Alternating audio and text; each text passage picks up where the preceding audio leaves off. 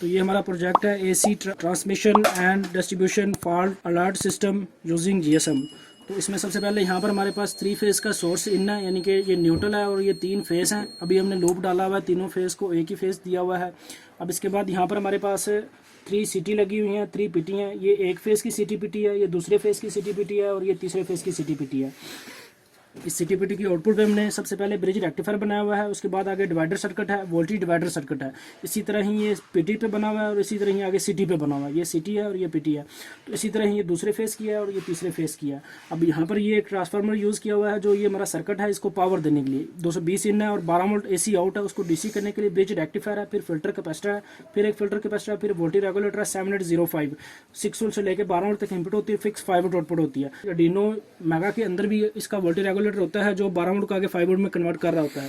लेकिन होता क्या है कि ये जो हमने ट्रांसफार्मर यूज़ किया हुआ है ना, ट्रांसफार्मर की इनपुट वेरिएशन करती रहती है। यानी कि जैसे ही अगर ट्रांसफार्मर के इनपुट पे 220 आ जाते हैं तो ये आउटपुट 12 वोल्ट फिक्स दे रहा होता है। अगर 230 हो गए तो ये आउटपुट पे तकरीबन 13 वोल्ट पे चला जाता है। इसी तरह ही 250 हो गए तो वो 15-16 वोल्ट पे चला जाता है। उस कंडीशन के ऊपर जो आर्डिनो मेगा का वोल्टेज रेगुलेटर है वो जल जाता है।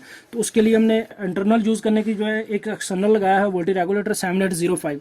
ये तकरीबन 15-16 वोल्ट तक इसको कुछ नहीं होता, तो आगे आउटपुट में फिक्स 5 वोल्ट ही देता रहता है। तो वही 5 वोल्ट हमने आर्डिनो मेगा को दिए हुए LCD पे यूज़ किए हुए हैं। 20x4 की LCD यूज़ की हुई है। फर्स्ट लाइन खाली है, दूसरी लाइन में हमने पावर प्रिंट की हुई है तीनों फेज़ की। उसके बाद फिर थर्ड लाइन में वोल्टेज है, फिर फोर्थ लाइन में करंट है। तो यहाँ पर जो हमारे बल्ब यूज़ हो रहे हैं अभी, यानी कि एक फेज़ के ऊपर एक है, तकरीबन 60 वाट का एक बल्ब है, तो उसके हिसाब से इसका करंट है। और उसके बाद ये वोल्टेज जो इनपुट पे हम दे रहे हैं वही वोल्टेज यहाँ पे ये शो कर रहा है। जैसे हम इनपुट पे वेरिएशन आएगी उसके मुताबिक आगे वेरिएशन देगा। और यहाँ पर हमारा जो यानी कि सोर्स कैलकुलेट होकर आगे ट्रांसमिशन लाइन में जा रहा है, तो आगे डिस्ट्रीब्यूशन आ जाती है। तो यहाँ पर ट्रांसमिशन लाइन के अंदर अगर कोई भी फॉल्ट आता है, जैसे कि फेस टू फेस फॉल्ट आया है, तो उस कंडीशन के ऊपर इसने face to face fault show करके लोड हमारा ऑफ कर देना है। इसी तरह ही यानी कि फेस टू फेस कोई और येलो और ब्लू के दरमियान आता है, तो उस कंडीशन के ऊपर उसने वो शो करके लोड हमारे ऑफ कर देने हैं।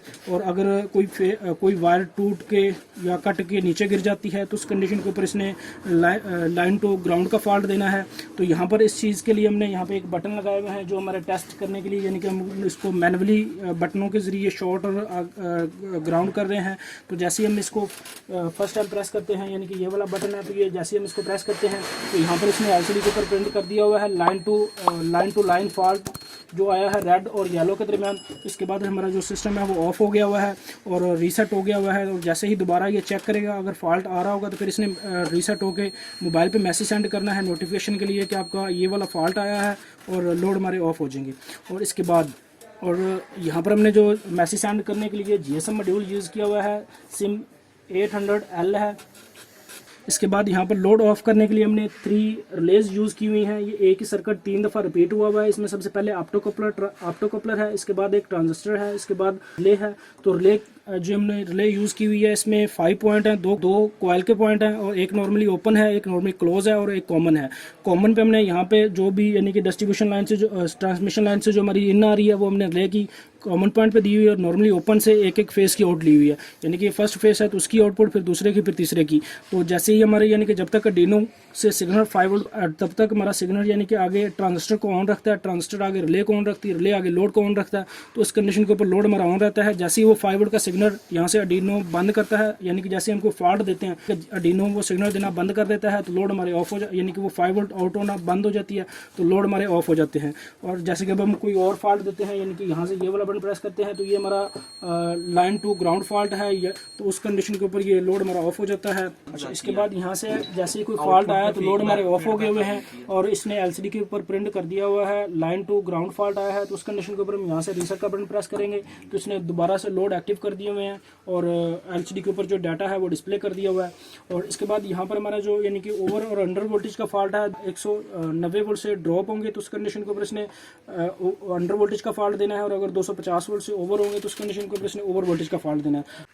अच्छा, इसके बाद जैसे ही हम ये यानी कि दूसरे फेज़ के ऊपर 100 वाट का एक लोड और अटैच करते हैं, तो हमने ओवर करंट की वैल्यू सेट की हुई थी 120 वाट। 120 वाट से जैसे ही लोड ओवर जाता है तो ओवर करंट का फॉल्ट आ जाता है तो लोड हमारे ऑफ हो जाते हैं। इसके बाद इसने मोबाइल पे मैसेज भी सेंड कर दिया हुआ है कि आपका ओवर करंट का फॉल्ट आया है। तो यहाँ से हम जैसे दोबारा से रीसेट का बटन प्रेस करते हैं, लोड दोबारा ऑन हो जाएंगे और वहाँ पर एलसीडी के ऊपर डाटा अपडेट हो जाएगा।